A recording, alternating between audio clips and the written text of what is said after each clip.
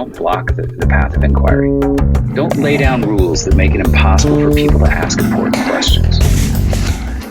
Welcome to the Thought Stretchers podcast, where we hope to stretch your thinking about important issues in education through rich inquiry.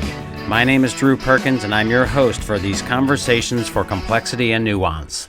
In this episode, I spoke with Dr. Abraham George, who is an interesting figure and character, best described as a social entrepreneur.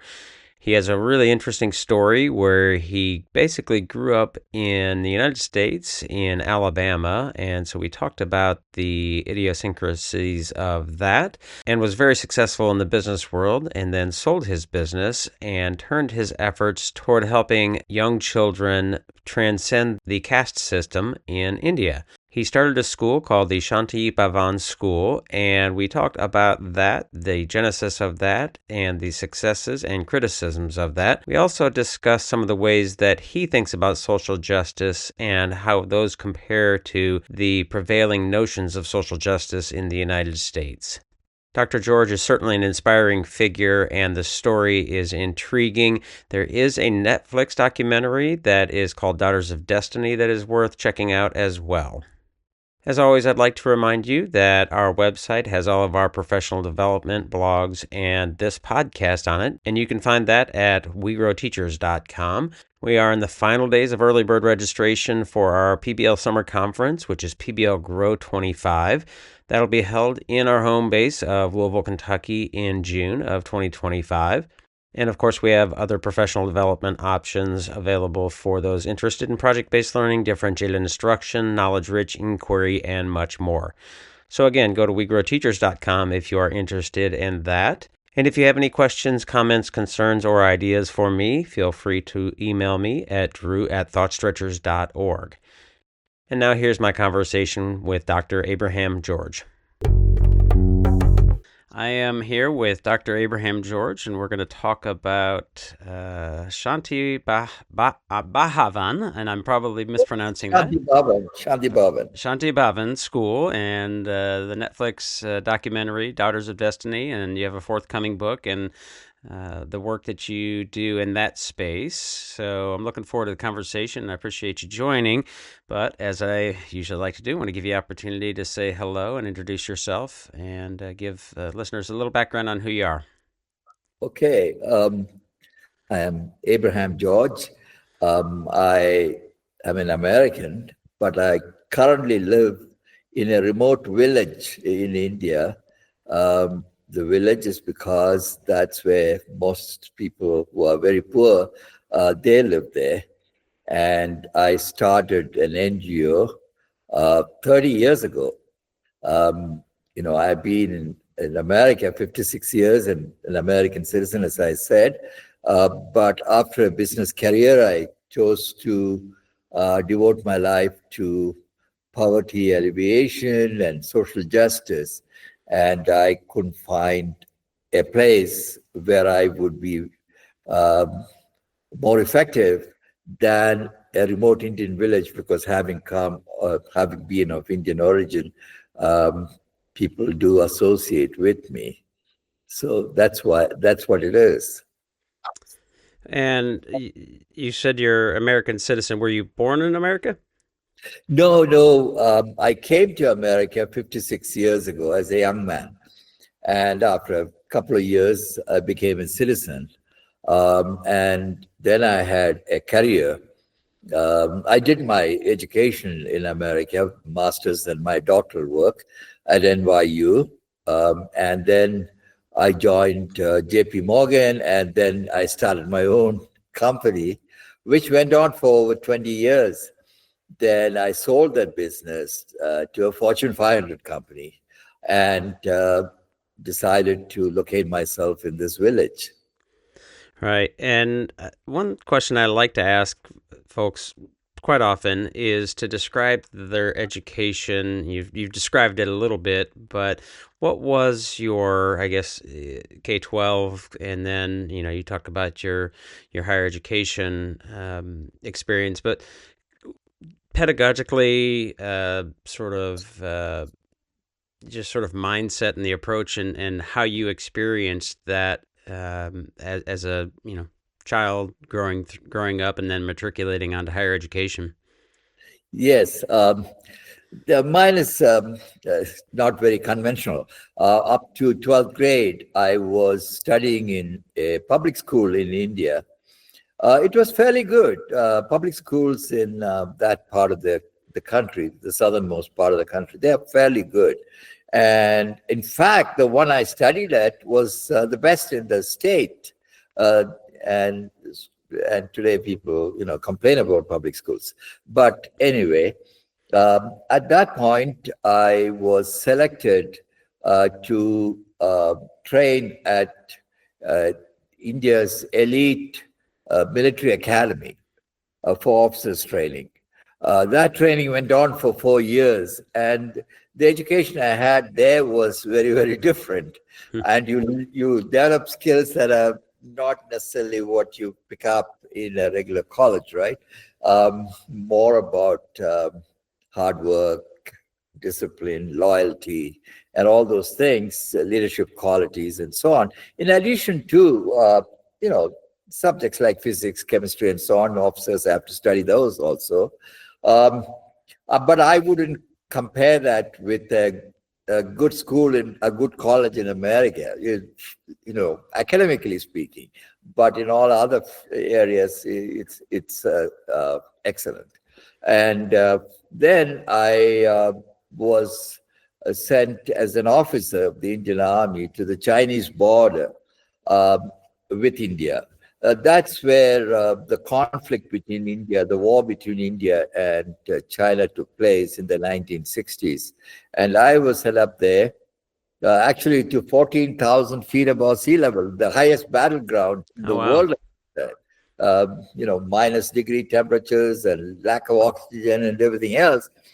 And during my tenure there for 11 months, I was in the artillery, so we were digging bunkers and to place the guns and everything else. I was blown up in an accident, dynamite accident, and I was injured. That was the turning point in my life to do what I'm doing today. I asked myself, if I was a fraction of a second late, I would have been killed. Somehow I detected it was very close to detonating, and turned around and jumped. And while I was jumping, I was blasted out. But anyway, then I spent some time in Kashmir. That's also where India was fighting a war against Pakistan. Um, and I had all along, during my military career, after the blast especially, thinking of the day when I could have a career in civilian life. And I got out of the army, came to New York. Actually, I came to Alabama, of all places. That was the time of George Wallace. The governor of Alabama was closing. I studied at University of Alabama for a year. Wow. When he was, blocking the gate, the doors to the university. Wow. That is a good experience. I wouldn't complain about it. I learned then I came to New York, and I was selected to join the doctoral program at NYU Stern School of Business. I actually did 2 masters in the meantime, one MS and MA in business, international finance, and developmental economics. And then I joined JP Morgan. It used to be a chemical bank, which is part of JP, is now part of JP Morgan. And then went on there for 2.5, 3 years. And then I decided that I'll start my own business from the basement of my house. And the education I had, unusual, not, the typical education somebody else has. Public school in India, military academy, in excellent school in America, NYU.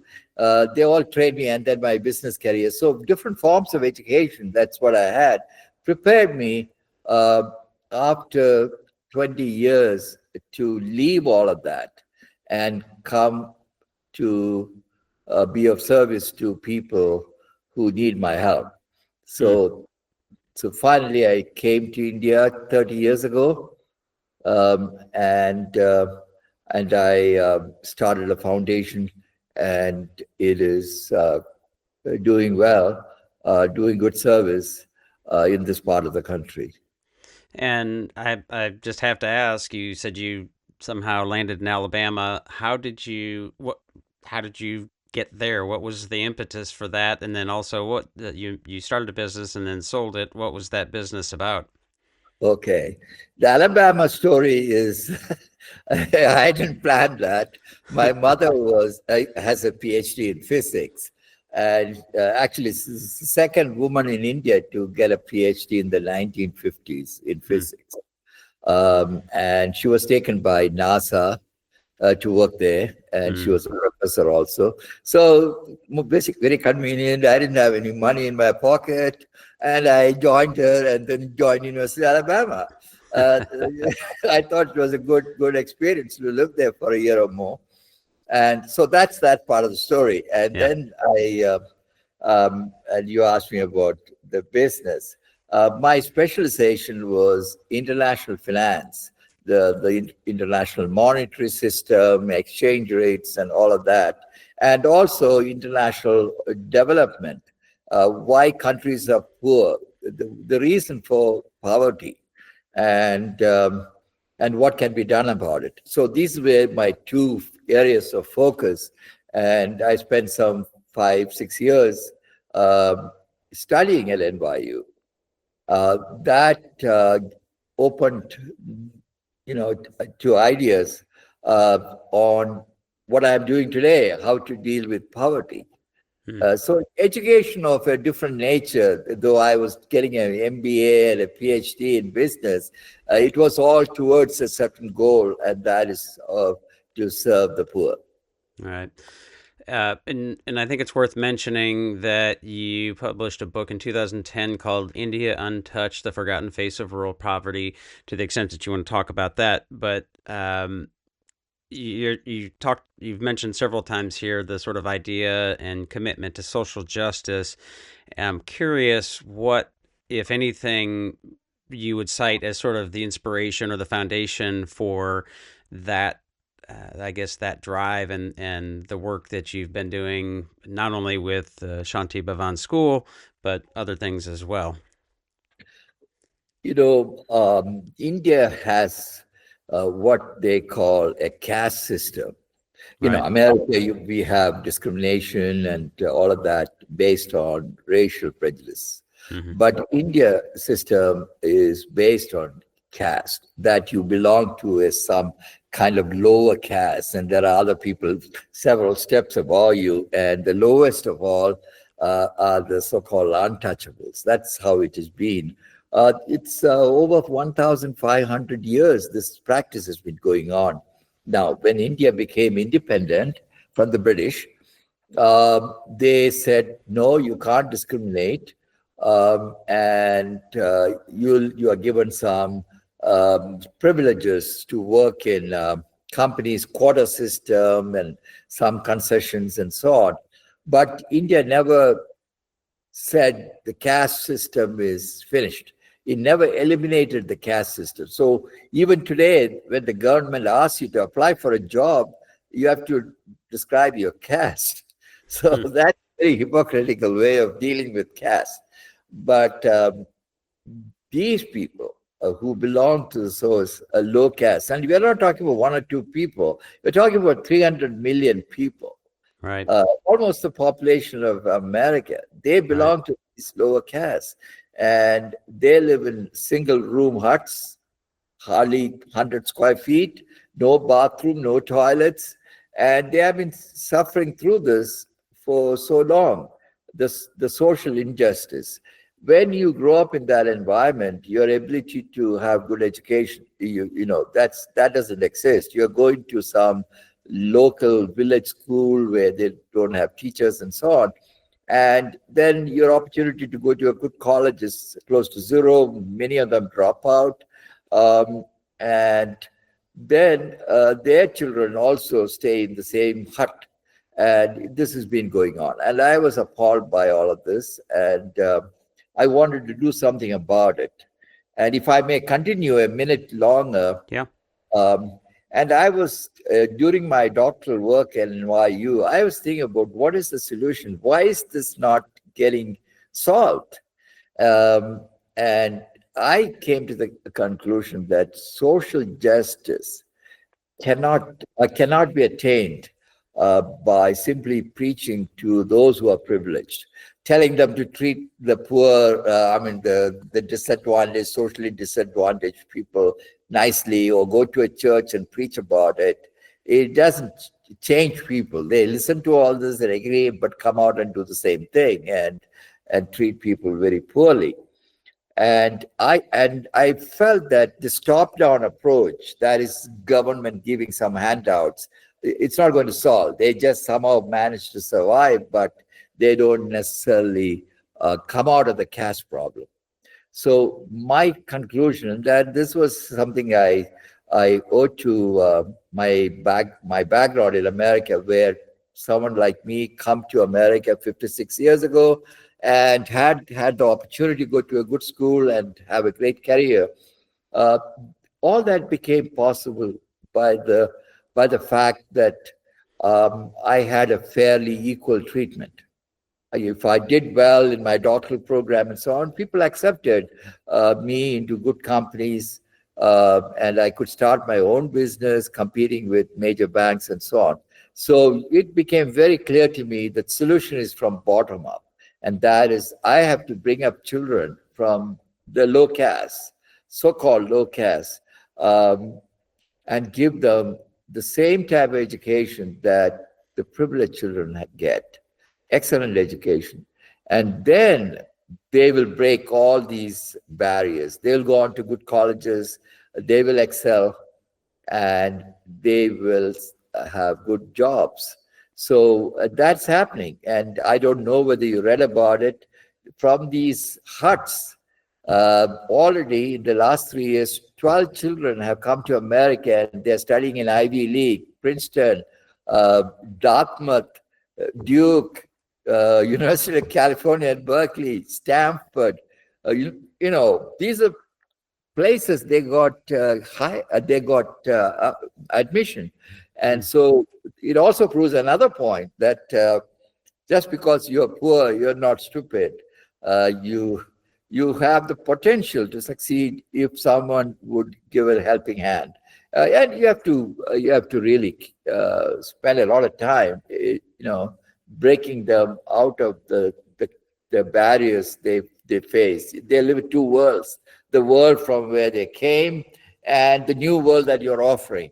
And that's what I do. I try to transform them in one generation, and their children and their brothers, siblings, and all come out of this caste problem, and they achieve good jobs. They are working many of them are working in Microsoft and ExxonMobil and companies like that. And they are excellent. That's why these companies are choosing our kids. So that's where I am at. Yeah, well, it's fascinating, and I definitely want to have you talk about and hear more about the school and the founding and what has happened over the now 30 years and some of the results that you're mentioning there. But I'd like to linger just a moment more on the idea of social justice and you said you've been back in India from the States for 30 years. I imagine you're probably been back to the States and at least fairly aware or in touch with America and the United States over those 30 Sure, years. sure. Yeah, I'm curious when you think of social justice, how it compares to, or like what your thoughts, or if there's anything interesting to note about the way that we think about social justice sort of in the zeitgeist here in America. One of the things, as I was watching some of the Netflix documentary and even hearing you talk, there's a distinction that I've heard. If you're familiar with Glenn Lowry, he's an economist at Brown, and a sort of a commentator on race and social justice kinds of things, and he makes a distinction between the bias narrative and the development narrative, right? The bias narrative meaning that there are, in India, the caste system, certainly a bias, right? There are things that are massive impediments and barriers in the ways of getting ahead and getting to success in life in the ways that you've articulated. But then there's also a development narrative. And when I watch the video, the documentary, and hear you talk, you're really sort of leaning into that idea of you really have to bear down and really work hard. And that is important. And I think sometimes here in the States, there tends to be a narrative about the bias, maybe a bit more than development. And maybe I'm not being fair about that, but I'm curious how you see any of the distinctions and think about the way that we approach or talk about social justice here in the States. Well, my observation as an American for the last 56 years, and I too face discrimination. My children face some level of discrimination. I can't compare that to what many blacks face. Okay, I'm brown, and somehow with the education I had, people discriminate me far less. See, in America, it's very clear who is different because of their color and their facial, makeup. That's not true of India. India, the untouchables also look like the upper caste, except that they are poor, so they are ragged clothes, or their teeth are not fixed, and a few other problems. But if you take care of those things, they look like everyone else. And if you bring them up well and they have good manners, they're just like. But in America, you can't rub off the color. And you can't change the facial makeup, the African heritage and so on. Structure, right? So people are able to identify that. That's a big handicap America has. If they all look like the rest of the population, I think they won't be able to discriminate. And they speak and they are educated. This caste, this race distinction would have gone, but it is not. The second thing I find in America is that the educational system doesn't necessarily cater to transforming the way they carry themselves. It's about grades. It's about getting very high score in SAT or something like that. And even the best of schools are focused on what percentile you fall into. But there is no effort to make these children fit into the society in a better way, to the society, affluent society in any way. The children from black inner city whose families, they go to a school, no matter how much money you pour in there, they come back to the same family, and they don't have an opportunity to transform into to the mainstream. So their accent will always be a little different. People notice that their manners will always be a little different, and they don't feel confident. Self-confidence won't be there. There are so many factors. You can go into all of those things. There is no remedy for it. It's not part of the education system. In fact, in America, what I've noticed is that a residential school idea is not well accepted. It's not very popular. That's right. Some residential schools. Parents intervene and want to know how their education is. But what I have done is as opposite.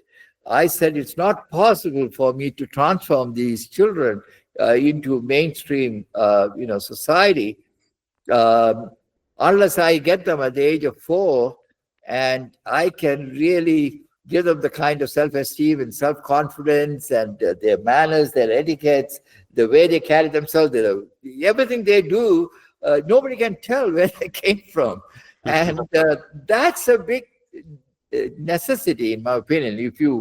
I'm not saying residential schools are the only way to do it, but if some effort to, I would say, polishing the kid, as the kid is fit, is acceptable to everyone, and I don't know how America can handle that. Or you will always have a disadvantaged community, especially in inner cities and places where the black children go to. I mean, of course, there are few who get privileged to go to good schools along with white children. They get admission to good colleges, but they are very few. The rest of them are in the same framework. So that is one problem. And what I have decided that I have to take the children out of that environment. You can't have the child returning to a home where the parents are drug users, or there is violence at home, or everything they talk about is, it's not conducive to improving the child's outlook. So unless it can be done half the time or one-third the time you are in a school environment, the rest of the time you are not in a good, healthy environment. And so it is difficult to transform, especially their mindset. It's very difficult. And they are, a lot of them are angry for being, treated poorly, and they don't see an opportunity to come out of it. While our children, the ones I educate, they are very optimistic. They are looking forward to studying in top universities and excelling there. So that's a main observation I have. Yeah, well, that's fascinating, and the perspective I think is definitely interesting, unique. Let's talk about the school and the model. So you started this, if I'm correct, in 1995, and you and I are both old enough to feel like that was just yesterday, but it certainly was not. So we're now 30 years in. Describe the model, and I guess if you would, how has it changed over the years, if at all? The change is purely an improvement on what we were doing, not the model itself. You obviously need better tools, better teachers, and usually the problem is the staffing. The staff who have to take care. I never found the children as a problem. Children are my easiest part of the game. They are moldable. From 4 years of age, they are in my hands 24 hours. If they don't do well, it's my fault, not their fault. So, so I don't have any complaints against the children. So staff's mindset has to change. They have to understand these children are just as good as any other children. They have to be loving. Love is such an important thing. That love doesn't mean that you have to pour some kind of affection all the time, but it's about caring. The child knows that you care, and you do your best to improve the kid. Now, you asked me about the model. The model has three components. First and the most important, of course, is an excellent education that the children can compete with any children in the best in India, top schools and so on. We have to score just as good. And now, if they're coming to America, they have to compete with Chinese students and, Korean and so on. And you have to be ahead of them to get admission to an Ivy League and to its scholarship, by the way. And that's not easy. And they score about 95 percentile in SAT. So that is an important part, education.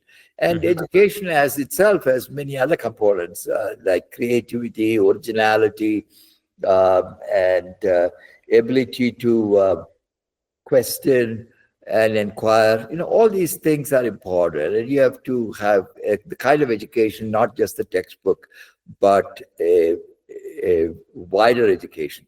And that includes knowledge of what is going on. To give you an example, every evening. The higher grade children have to watch CNN and other major uh, television networks for what is happening around the world. That seems like torture. You're torturing these kids. Oh, whichever channel they prefer. I if you think CNN is a torture, I don't know, but whichever is they enjoy. And but they have to pick up. And next morning at the school assembly, four of those children have to provide a brief of what they heard, what they understood, and then they will be questioned for 15 minutes by other children. So they have to have not just picked up some news, but able to analyze it. Uh, One component of that, every Thursday, uh, there is a talk, mostly by me, on issues that affect the world and ideas that are important. Great men and women who have done excellent contribution to the world. I talk about those type of issues and talk about values that are important. So the education that they have, apart from, of course, academic and playing soccer and many other things, um, and that's one aspect. The second part of our program is good leadership, communication, excellent communication, being able to present themselves very well, personality development, um, their speaking style, their walking style, how they sit, everything has to be how they dress. All those things we spend a lot of time.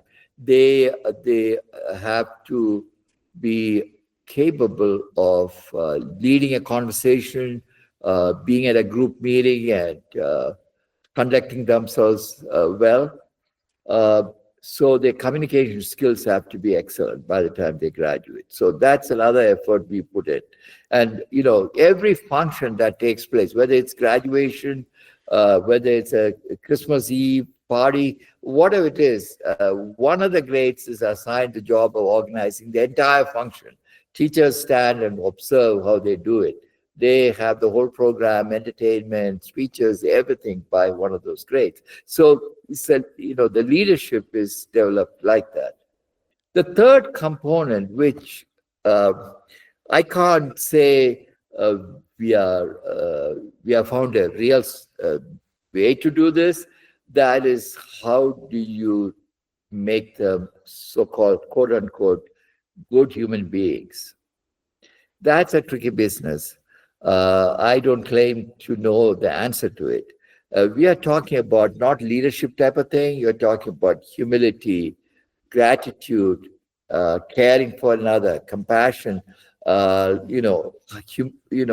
these type of humane values, and we talk about it all the time. And for example, if a child behaves in an arrogant way, uh, you get into big trouble in the school. If you give a chocolate to one kid, he will immediately break it into three pieces and give it two of them to his friends. Those kinds of character traits, uh, they are very hard to bring in. But over years, from age 4, you emphasize the importance of being caring and being humble. By the time 14 years are over, they graduate, preschool, kindergarten, and 12 years. 14 years, they are caring human beings. And I feel that we may not do, if we don't have a perfect model, but I think we do a reasonably good job. Again, fascinating. I would imagine, and hopefully I'm wrong about this, but I would imagine you have, over the 30 years, at least at some point, got some pushback and some criticism.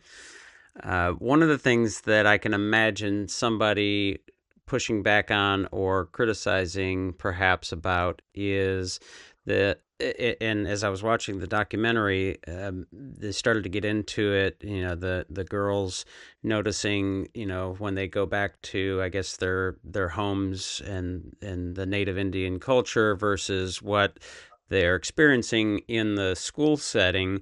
One might say that this is sort of an installation of Western culture kinds of things, right? Right, right. And and the some of the materials that I saw, like the book Catcher in the Rye. So I'm curious if what kind of criticism along that line you might have received, and how you think about that. Again, sort of the mindset here amongst a lot of people, and I think it certainly isn't a crazy idea, but they say, well, children learn best from people who look like them, or some versions of that. That we want to be culturally responsive and provide materials that are resources and things that are culturally aligned with who they are, and those kinds of things. But what I'm seeing and hearing is at least a little bit orthogonal to that. You are very intuitive. You figured that out. Yes, it is a criticism. Well, some people say we are Americans. We are trying to make everybody American. Right, right. I would say we are a global institution. It's not an Indian institution. We share globally shared values like honesty, transparency. There is nothing American about it. It's American, Indian, and universal. So it seems maybe a little bit not American at this point, honestly. So those criticisms are there. Then there is another set of criticisms that we are not practicing or allowing children to practice any religion as such. They say you should teach them the Vedas, the Hindu culture, ancient scriptures. Or Christians would say, Catholics would say they should have catechism classes, okay? And Muslims would say something else. And I said, nothing doing. There is no religious practice in the open. There is a prayer hall. All religious books are laid out. You go silently. You can't pray loud. Because you might have a Hindu child, a Muslim child all standing next to each other. They have to do this thing silently. No functions and no rituals outside in the campus. They have to do that in quiet, in their rooms or something. So that's a big criticism, because I am supposedly making the school a godless place, according to some of these people. And I'm taking away the fabric of India. That's that the religion holds them together, something. And I said, no problem. You can practice your religion, but don't push somebody else into it. Another criticism I've had is the fact that we take only one child from family. You are breaking up the family. One child is very, very different, while all of the others, his or her siblings are, country looking, and they are not really polished. My answer to it, that is an unfortunate outcome. I'm trying to spread it as much as possible, as many homes as possible. So I can't just take 3 children from the same home and they get the maximum benefit. So, there is a problem with my approach, and there is a little bit of animosity in the early years between siblings. They have to learn to adjust and be caring and win over their siblings, and tell them, listen, when I make money, I'm going to help you. I'm going to take care of the family. So don't be so upset. I was only 4. I didn't know anything. I was picked, so I came. So they after a while, they learn how to deal with it. And then a lot of people say the children are very polished. They should be going back and working in their villages. And I said, villagers, they don't have any jobs. They will be doing farming or something. I'm not saying that's not a good job, but They will be doing that. And I'm not training them for going back to a village and staying in those huts. That's not what I'm doing. I'm trying to open their horizon and be successful in the world, and they help 10 others or 100 others, and they in turn helps others, and the multiplier effect is what I'm looking for, not sending them back to the villages. So you're correct. I face all these type of things, but the good news is lately, in the last 5, 10 years, more and more people, especially in India. By the way, this is not a criticism I hear from uh, visitors from America. Hmm. Uh, they seem to like what I do. But some people in India uh, feel otherwise. And I'm not criticizing them. That's their outlook. Um, and they have begun to accept it. There is value for excellence. There is value for being able to move in any society. All these things are important, and they are beginning to see that I am doing a good job. Yeah, there I might propose there might be some selection bias in the American visitors to your school, and their dispositions for what they might value, that kind of thing. But that's a whole other conversation. Let's Right. talk a bit about the pedagogy. So you obviously are. I mean, let me frame it this way, and this is something I talk about quite often here on the podcast. Is sort of the spectrum of pedagogy. Sort of one end being more traditional, direct instruction, explicit instruction, those kinds of things. And I'm seeing, I think, quite a bit of evidence of that in what I'm hearing and what I saw in the documentary. But I also, you mentioned, the idea of preparing them to be good questioners and inquirers and things like that, which would be sort of the other end of the pedagogical spectrum. My position, my advocacy is for both, yes, and I'm curious how would you describe the pedagogical approach and what you might be looking for in your teachers and asking them to do? It's a combination of both.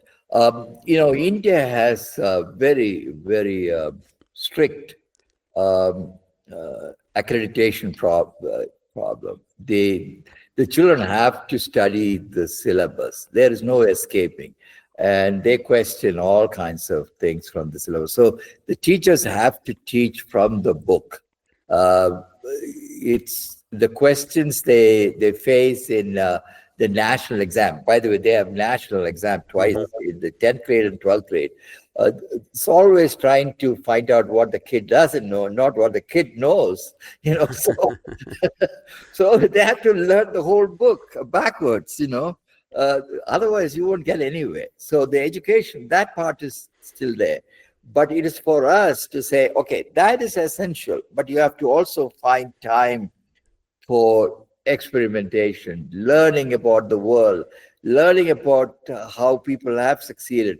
For say Steve Jobs, how did he get there?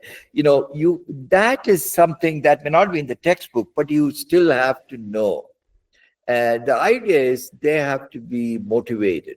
We have to figure out a way to motivate them, to inspire them, uh, to want to discover for themselves, want to be like Steve Jobs, for example, in terms of innovation.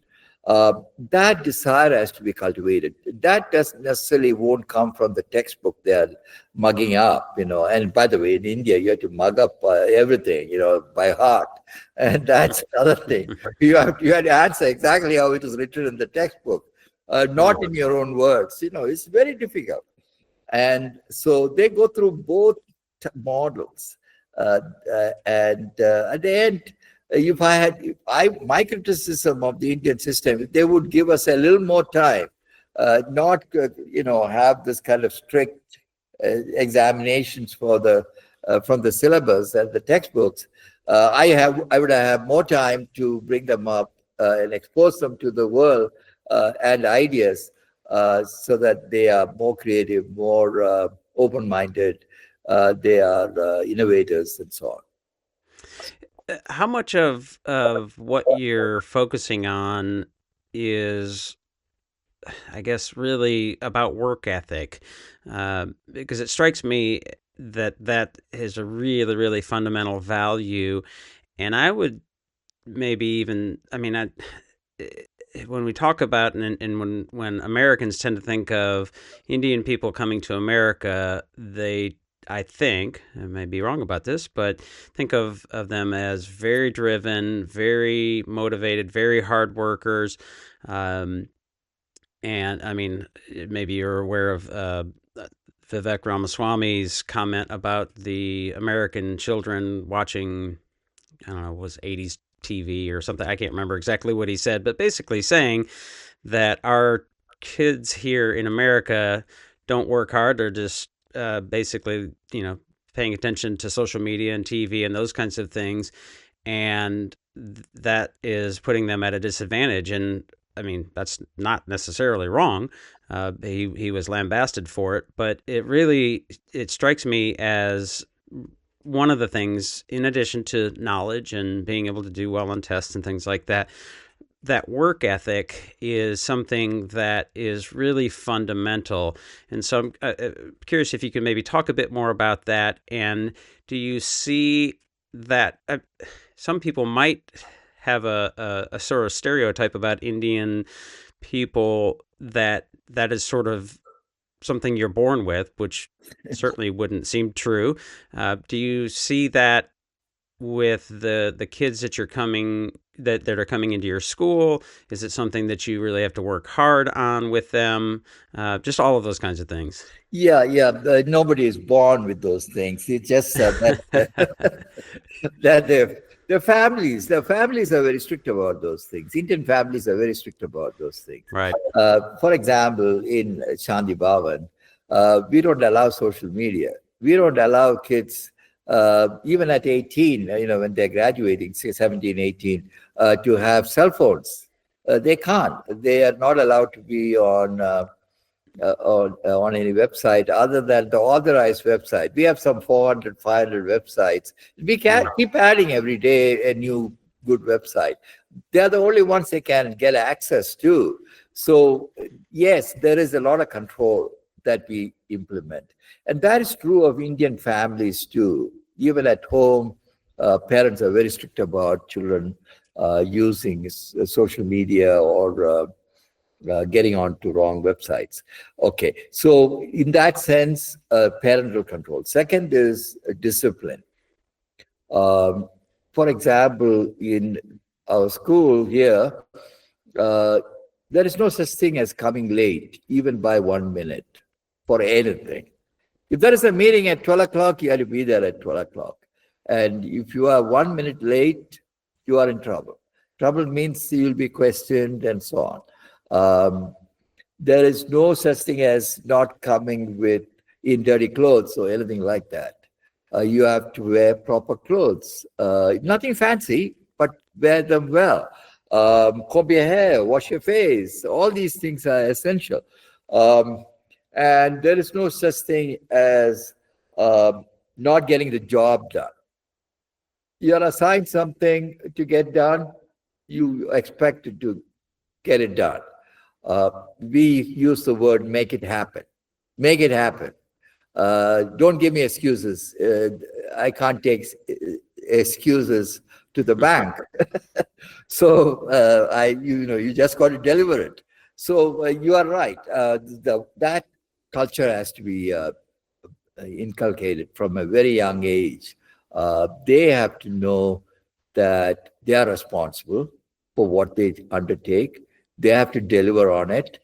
They have to be very disciplined and motivate others too. And they have to be leaders. You can't be a leader if you're sloppy.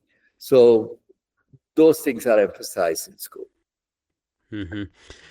Well, I want to hear about some of the successes, but before we do, I'm imagining that there are some families and students who aren't successful and may withdraw or may leave, those kinds of things. Can you talk a little bit about what what that looks like and how often that happens. I'm sure that there are criticisms of mistreatment of students as well, all this control and all these kinds of things.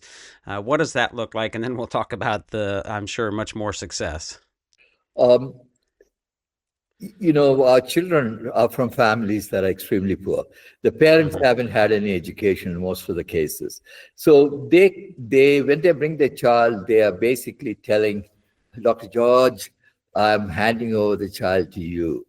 You bring him up. All we want is every 6 months, we want to see our child, and the child come home for a month during holidays, and we can show a little affection. We may not have much food at home, but we want to hug the child. Beyond that, we don't know how to bring up. So I have a lot of freedom to do what I think they need to bring up. That's a big luxury that may not be available in America. Okay. Yeah. The second aspect is that poverty has many dimensions to it. It's not about hunger. It's not about having luxuries or not having luxuries and so on. Their mind is different. They think differently. Their needs are different. For example, they would find that educating their child and waiting for 14 years and then another 3 years in college, they can't. They need the child when he is 10 or 12 to come home and work somewhere and earn a little bit of money. So to that extent, we lose 1 or 2 kids every year.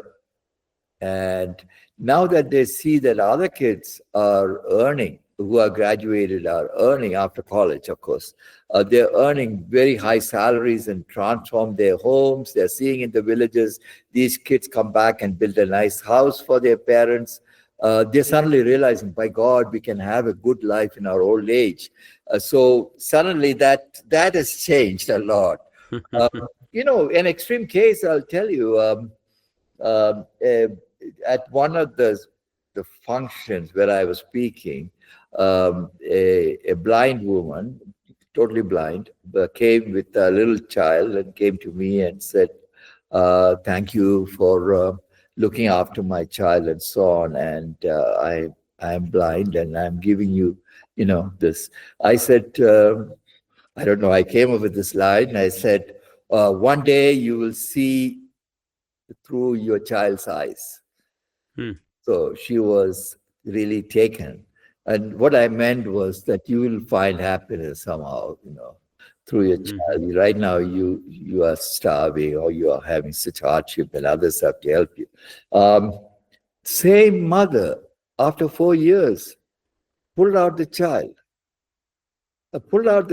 She doesn't want the child to study here. And when we inquired, he said, I need somebody to take me to the toilet or walk me. I don't have the luxury of educating my child. So that's what happens. And there are other few examples like that. These are the outcomes of poverty. So let's talk about some of the successes. You've started it in 1995, so we're on year 30. Do you know how many total students you've graduated, and you have some proof of performance now? We have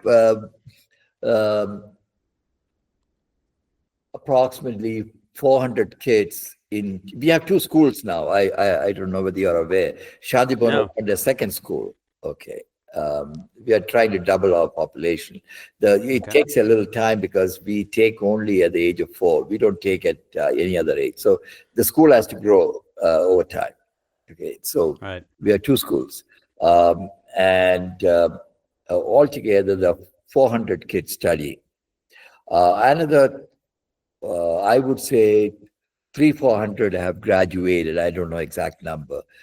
They are in different schools. Jobs and college and so on. They are studying, almost all of them are studying in excellent colleges, and some of them in America, in England, Canada, and Germany. So and Japan. So the success is one way of measuring it is in our case is a little long term. You have to wait Yeah. 14 years and another 3 years of college and then where they end up. And the first yardstick is where they get recruited. They are being recruited by top firms. You name me any of these large companies, I'll tell you where they're there. Most of these companies, we are very close to a city called Bangalore, which is called the Silicon Valley of India. Yeah. Every American technology company is there. And defense contractors from Boeing and so on, they're all there. And our kids get hired by them. They compete against kids from top schools. And yet our kids get selected because of the breadth of their background, their ability to impress the interviewer and so on, and the grades, of course. And our hope is that these children not only transform their families from the huts they live into, well, every child, one of the success measures, every child who has got a job, in a matter of 2 to 3 years, they have transformed their families. They have either improved their homes or built new homes. They supply food rations every month. They buy clothes for their parents. They educate their siblings, and on and on. And so the multiplier effect is what every child is probably already taking care of 10 or 15 of them. So it is the effect is thousands, the result of this kind of upbringing. And our hope is that in say 20 years, 30 years, thousands of our graduates will transform maybe hundreds of thousands of others. And we emphasize, don't focus on your family alone. You have an obligation to reach out to anyone who needs your help. So apart from they're doing something for their siblings and so on, we tell them, find out. If the need is in another country, in Africa, do something about it. So their mindset is like that. They have to do something for those who are in need. And our success is through the jobs they have got in top firms, the colleges they go in Ivy League and so on, and the colleges they study here, and what they achieve in terms of transforming their families. Right. Because I think, as if I'm correct, your son is in the Netflix documentary, and one of the things he mentions is that the mission is not necessarily education, that the education is a means to escaping poverty. And Right. it sounds like, that all of those things you mentioned would be indicators of doing that. One maybe last thing here, you obviously need money to do this, and so I'm wondering what that was like getting it started. Maybe certainly using some of your own money, perhaps, but probably needing outside funding, and how you sell that concept without the proof of performance. And now you've got some proof of performance, and where you find that funding. And some of the challenges there. So, we were talking before we hit record, we do professional development. Most of it's in the States, but we work internationally. And one challenge, you mentioned Bangalore. There's a school in Bangalore who was asking about us doing some work with them, and just the currency exchange rate and differences in what things cost makes it almost always prohibitive for a company like for us to do work with somebody, like in India. So I'm curious if you can kind of talk through some of those challenges and how you approach that. I was fully aware that if I go and ask someone at the start for help, I have nothing to show, and other than my words, and I would be spending an immense amount of time and not getting anything. Luckily for me, I sold my business. I made good money. and I could do everything I wanted to do with my own finances. Okay, that was a break. Many people may not be able to do that. And the second thing is, I can't be sitting in America and writing a check. I have to be with the people I'm serving.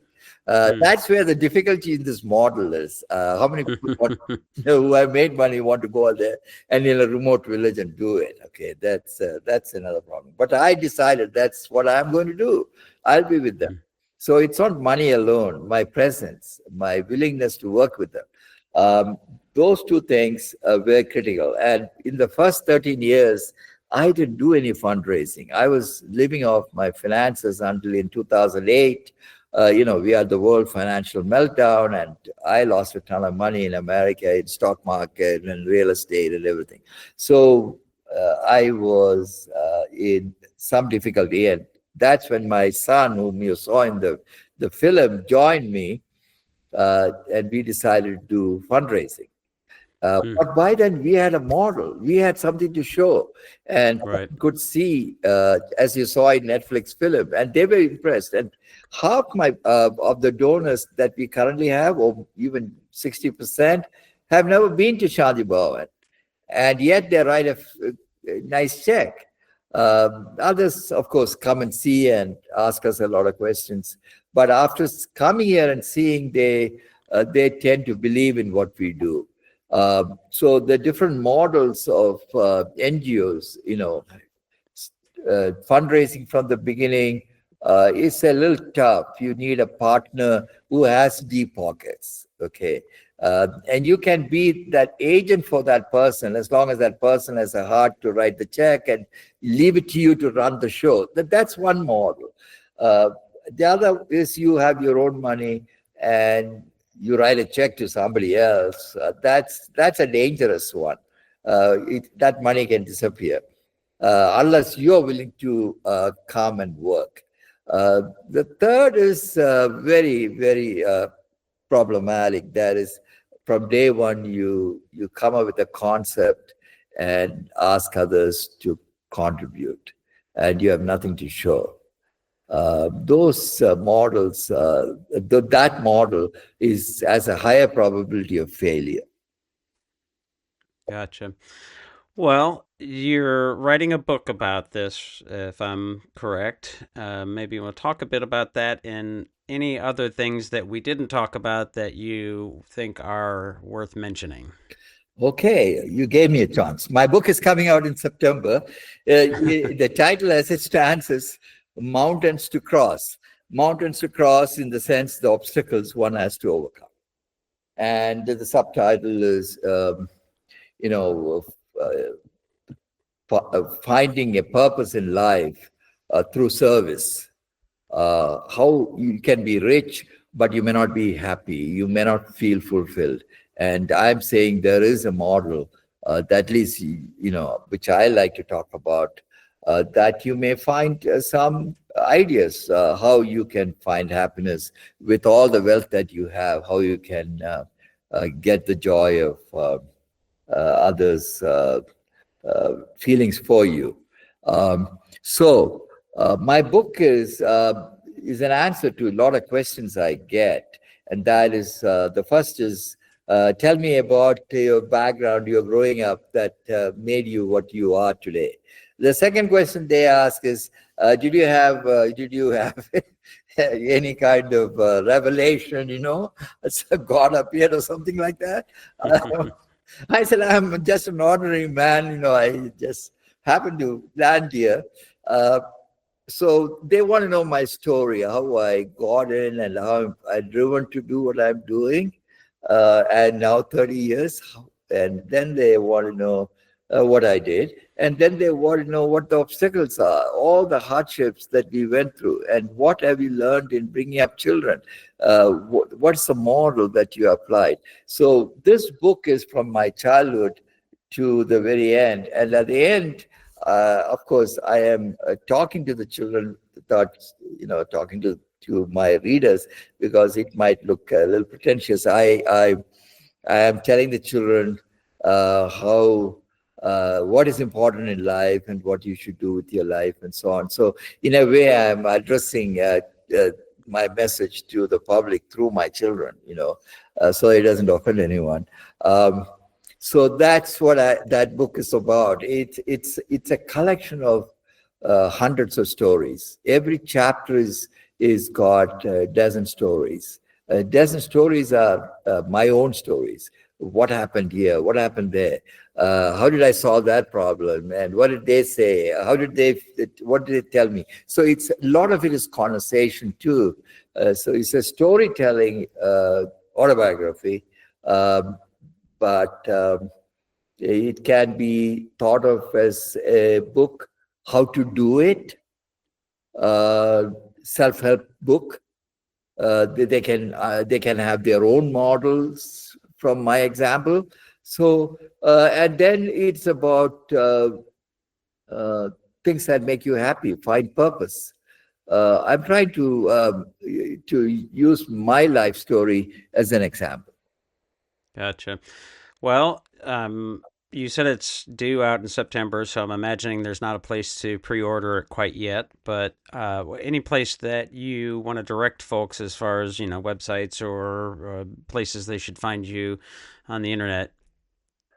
They're very easy to find me because if you Google on my name, Abraham George, Abraham for Abraham Lincoln, George for George Washington. So Abraham George, you're likely to hit a lot of sites where, our Shanti Bhavan is there. Shanti Bhavan may be a little difficult word for people to remember. So Abraham George is the right word. And that will take you to websites and blogs and podcasts and everything else.